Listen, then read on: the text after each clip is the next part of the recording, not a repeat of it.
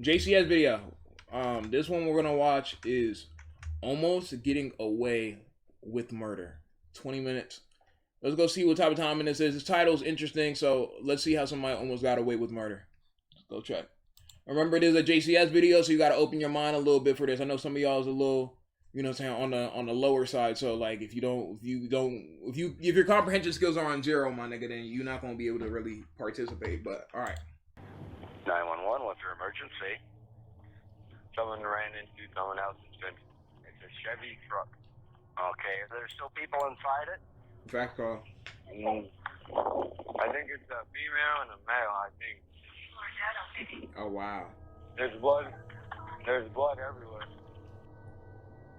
On the morning of November 2nd, 2007, in Waterloo, Iowa, two people were shot dead as they drove through a residential neighborhood. That's how they getting down to Iowa? The victims were found covered in blood after their sports utility vehicle crashed into a fence outside a home.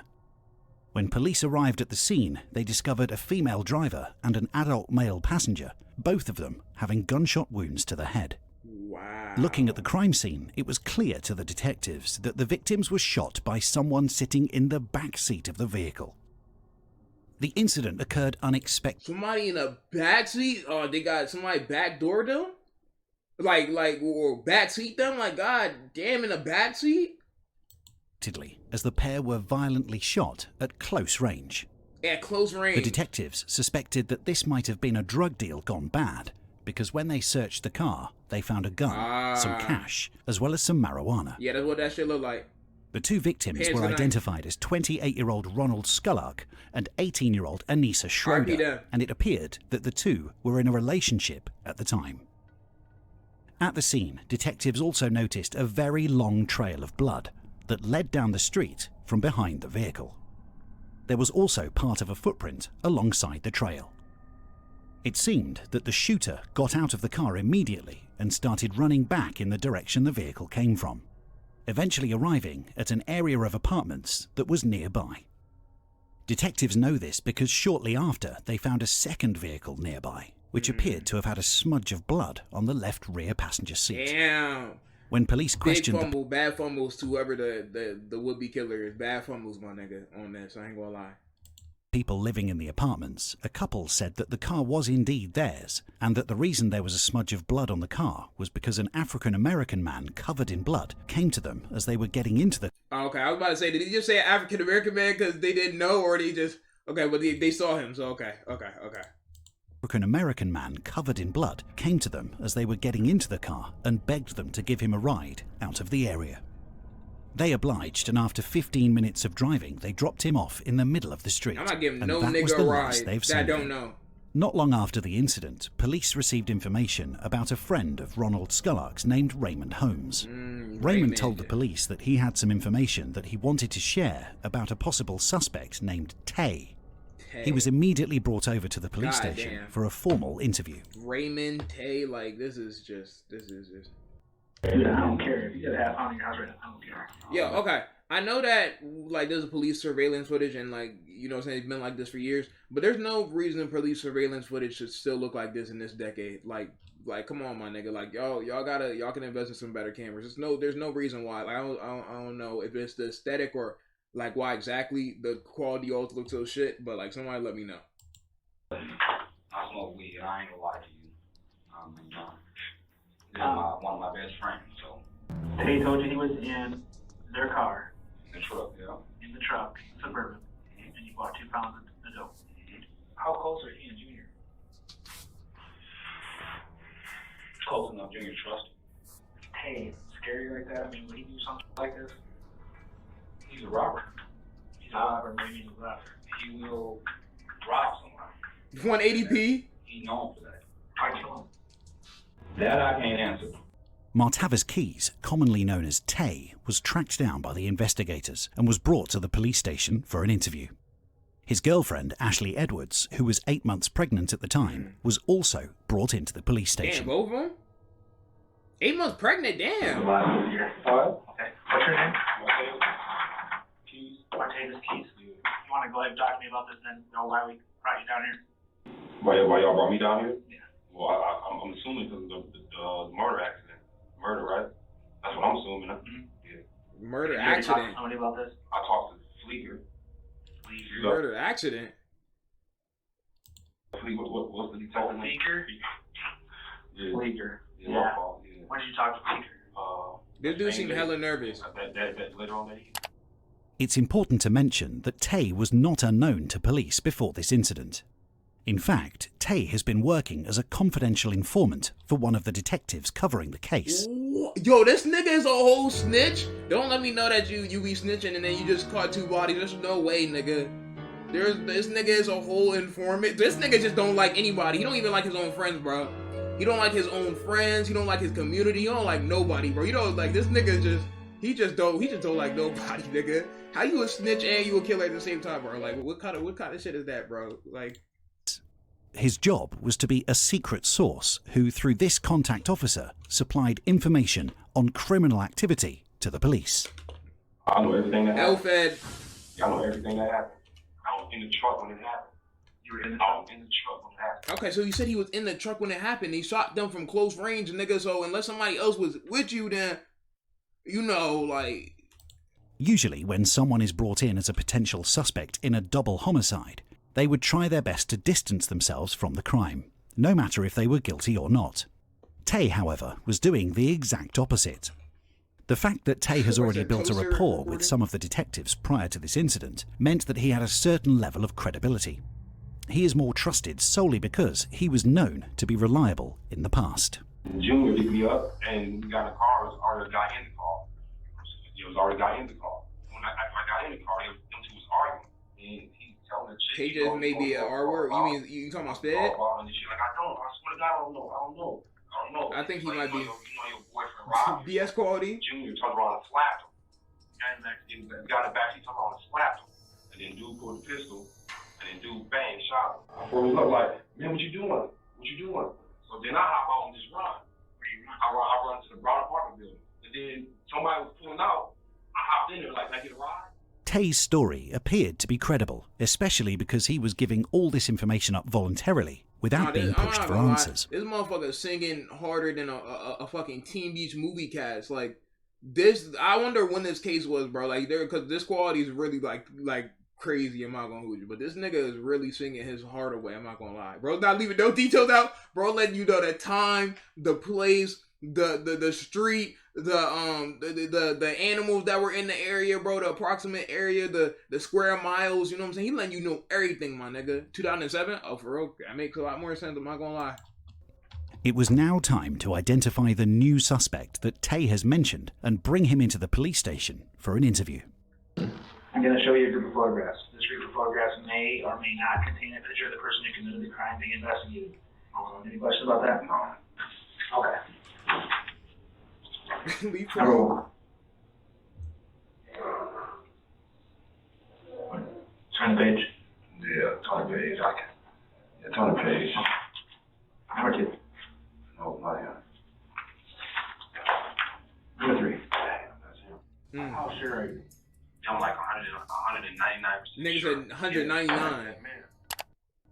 The suspect he had named was 27-year-old Clarence Flowers, a man who was local in the... I'm sorry, bro, but I don't give a fuck where I'm at in life or how damn bad I am in life. I'm not taking a nigga named Clarence serious, bro. I'm not even associating myself with a nigga named Clarence, bro.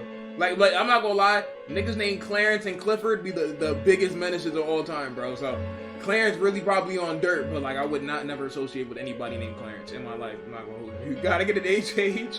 It's not 100% accurate, 50% accurate. The area that did have a criminal history.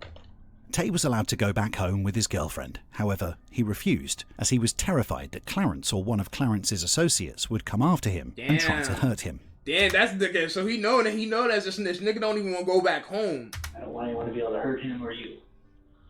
Okay, and I think that's a realistic risk. Okay? So what we're going to do is we're going to put you guys up in a hotel on our dime. You put him in witness protection. We're going to have a police officer sit outside the door. Tay was brought back to the station the next day and was asked by one of the detectives if he would like to take a polygraph test, which he agreed to. Although they are not admissible in court, given how open and honest Tay seemed in his interview, passing this test would most likely convince the detective. So now we got to see if it's Tay or the other nigga. If Tay passes his polygraph test, then he's valid. that Tay could indeed be innocent. However, before they could even start the test, the detectives received information from his girlfriend, who said that after the shooting, Tay went over to a friend's house named Mike. This was a crucial piece of information that Tay left out of his initial interview. You doing okay there? Who are these people, man? Like, That's some housekeeping stuff I have to do. Just a couple quick clarifications on some of the things from last night. Your girlfriend told the other investigator that you had told her you had been to Mark's on Friday morning. More? Yeah, I mean, yeah, that morning I've been there. Yeah, that morning, yeah. You mentioned anything else? Okay. his girlfriend's an op? I mean, my nigga, when you get pressed out by two detectives, like, you don't really know what to say. I'm not gonna hold you.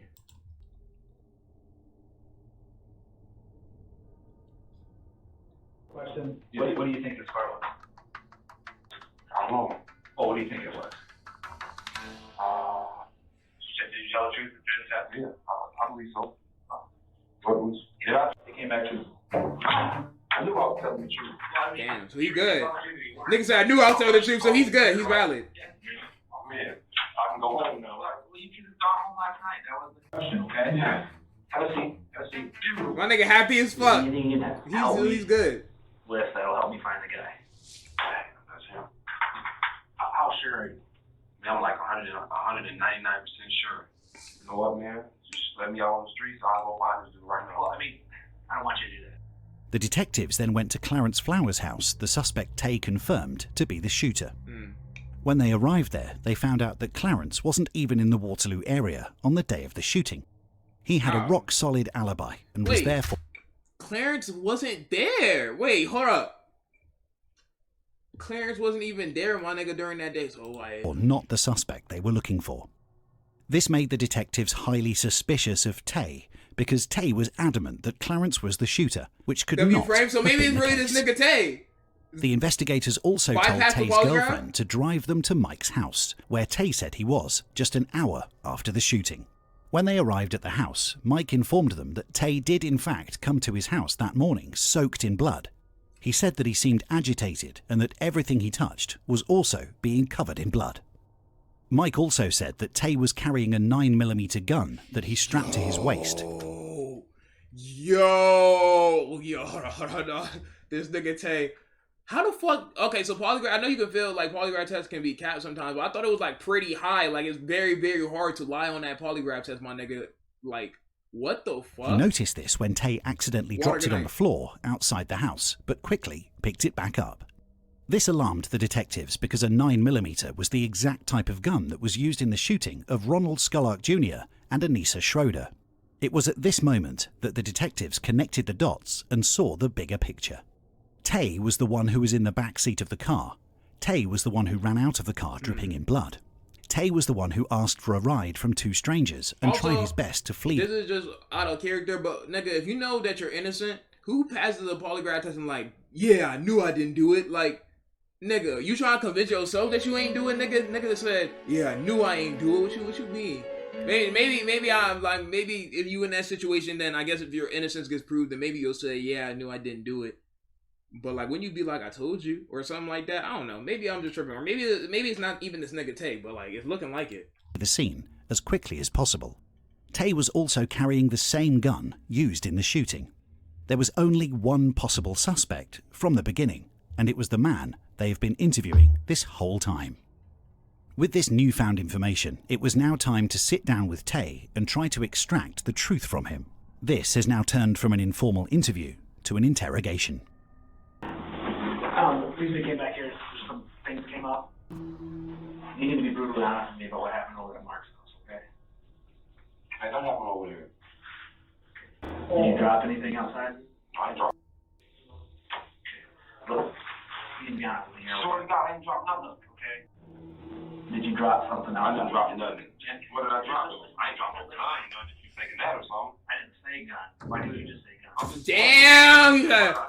Why'd you say gun, nigga? Why'd you? Damn, I'm not gonna lie. This nigga definitely folding under pressure. He's an informant, so you know informants can't handle pressure type shit, my nigga. Like they fold under shit. So like, I didn't drop nothing. Okay. I didn't say anything about a gun. You just said I didn't drop a gun. Why did you say that? I'm just saying, because you like, did you drop something? I'm surprised you to hear that they just said that you dropped a gun. Hell no, on, man. Listen to me. Look at me. I ain't playing. I haven't been playing. Hey, I'm down here. Listen to me. Listen to me. Honest with you, okay? Stop talking for a minute, okay? There's no reason why when I ask you, did you drop something, you say to me like I didn't drop a gun or nothing. There's no reason that you would just pick that out of nowhere. Because you never said anything about a gun before. Yeah. Why would you say it now? Because it's what you just Nah, this nigga stumbling on his words and everything he's done. Like keys, like a phone. I told you I dropped my keys. Any of those things are possibilities. You pick a gun out of nowhere. I know that you lied to me, man. I know that you lied, and now I'm wondering why you lied. Nah, I'm not gonna lie. This nigga definitely just fumbled on himself. I've never seen this big of a fumble in a long time, my nigga. Like, god damn, this nigga just really sold himself. While you still had blood on you, you had a gun. Yes or no? Yes. Okay. Finally, Tay has admitted that he did indeed have the gun at Mark's house. Although it's not solid proof that Tay is the shooter, the detective can now back him into a corner and force him to explain the reason for him carrying this gun. I'm not saying that you shot them, man. I just need to get you to resolve why you had the gun with you and when you had it with you. But if you tell me these stories that I know aren't true, it doesn't help you. Yeah. Look at me, man. Look at me. I'm serious as a heart attack here, okay? I know when you're telling the truth and when you're not, okay? Right now, so what the thing about it is that if I walk out of here going, well, he told me another story that's not the truth, we are nowhere. We are nowhere helping you, okay? Can I see my girl?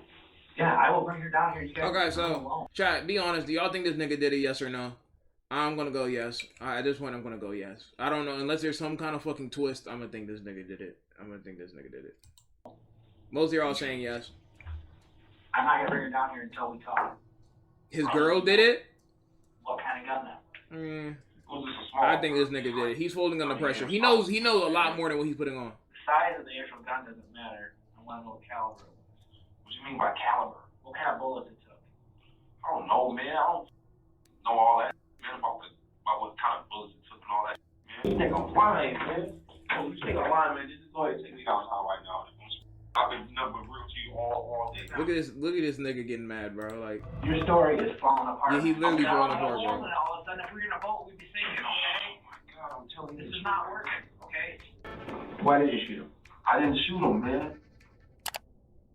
Growing extremely frustrated, the detective would now change his tactic and go from interrogating him and demanding him to explain himself to flat out accusing him of murder by asking why he did it, as opposed to did he do it. This particular change in tactic is often used by detectives when not him outside the cop. They want to change the direction that the interview is heading towards. In Tay's mind, he will now go from a suspect who can explain his way out of the situation to feeling like he's already been figured out and that he has no choice but to confess and tell the truth. I didn't. I'm not asking if you shot him. I'm asking why you shot him. It's different. Why did you shoot Junior? Why do you feel like I shot him for? I'm not going to keep playing. I don't think I shot him. You don't think you shot him? I don't know.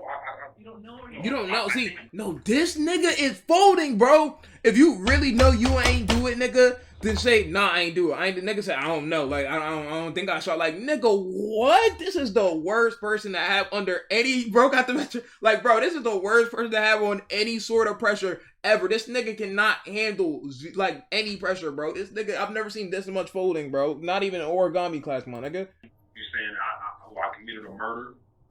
I'm not saying the word murder, okay? I'm saying that I know that you shot them. I don't know why you shot them.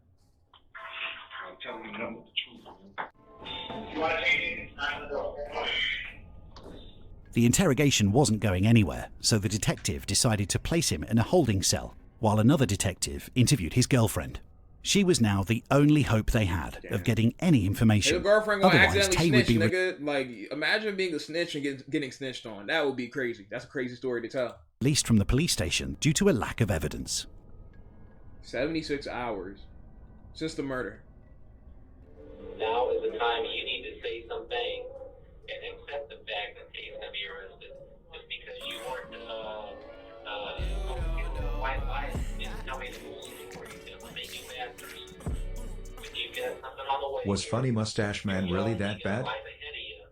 And says, no, I'm going to bring her back down here and give her a chance to tell the whole truth and nothing but the truth. This is a good thing to stop because that little child in there didn't need to be around that stuff. And that child, at the very least, needs at least I don't think he did it. to take care of him or her.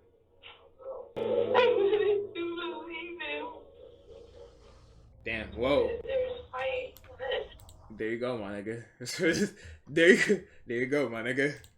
It's somebody else, and the story changed. And that somebody had shot somebody. I don't know what is the truth and what is the lie. The story kept changing. The truth is what you know and what you saw. They were scared. They didn't know what to do. And I called it over me. That's why I had to get rid of them. Damn. So the girlfriend's literally saying her boyfriend had blood all over his clothes. I don't know what more evidence that we need, my nigga. Like, unless she just had a period outbreak, my nigga. Like, it's GG's for this nigga. I'm not gonna lose you. Like,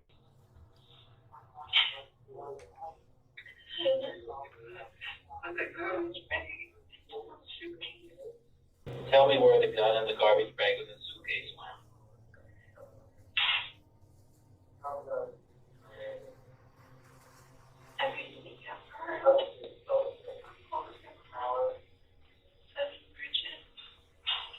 exact location, nigga. Don't be snitching on people. Don't be an informant and expect the person close to you not to snitch on you, bro. Come on, man. Come on, that's tough, bro. That's unfortunate. What happened to the gun? Where are we at?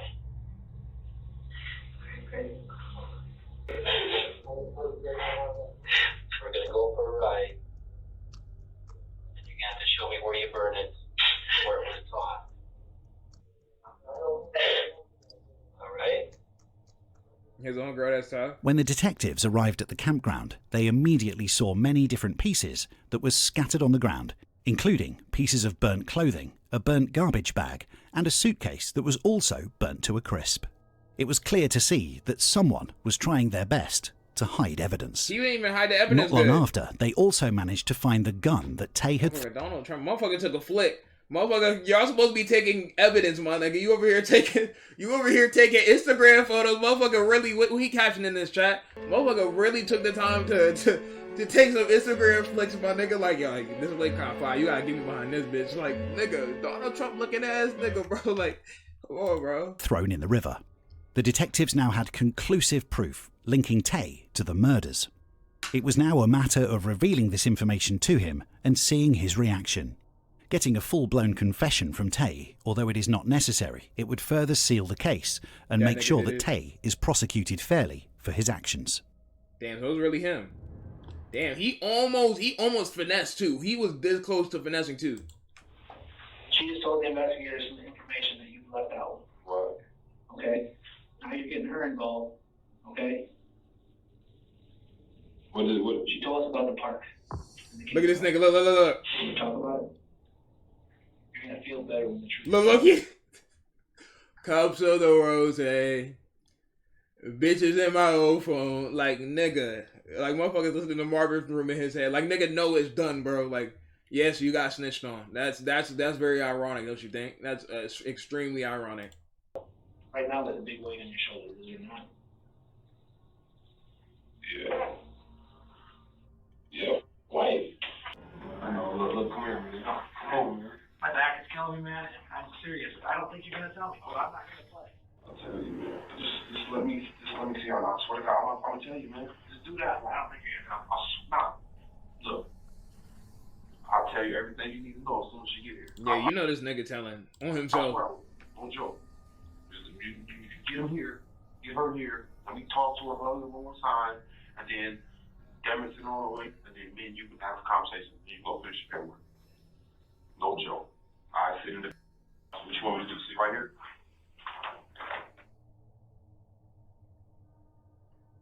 Look at this. It's okay, man. No problem. No, I'm glad you did. I showed you.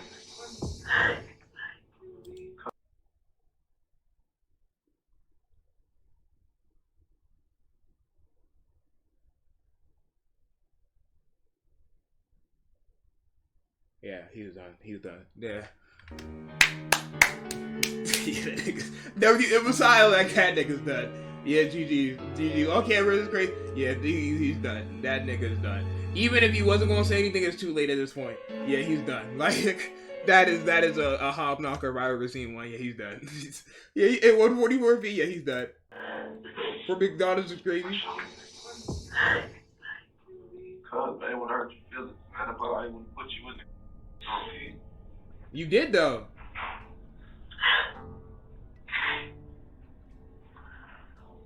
It's over. I'm gone.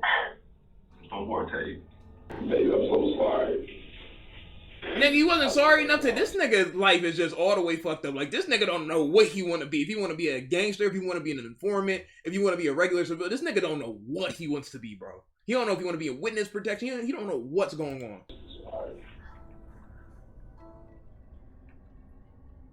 On Thursday, February 26, 2008, just over 3 months after the tragic death of Ronald Skullock Jr. and Anissa Schroeder, Martavis Tay Keys was convicted of 2 counts of first-degree murder and was sentenced to life in prison without the possibility of parole. That nigga's never getting out. God damn, nigga. Damn, that nigga was this close. He was really, like, this close to finessing the system because he was an informant beforehand. He was this close, bro, to finessing the system. That is insane, bro. That's insane, bro. That was a good video. W video.